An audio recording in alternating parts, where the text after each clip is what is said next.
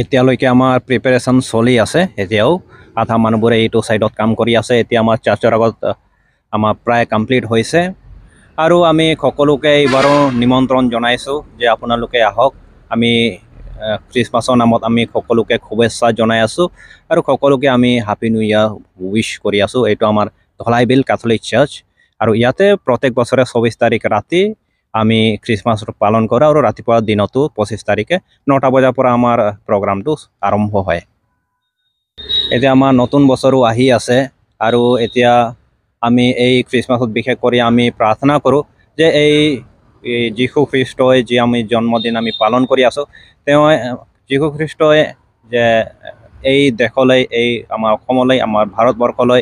এক সুখ শান্তি কঢ়িয়াই আনক সকলোকে পৰিয়াললৈ সকলো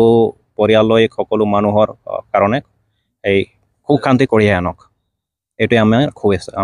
আমাৰ প্ৰাৰ্থনা থাকিল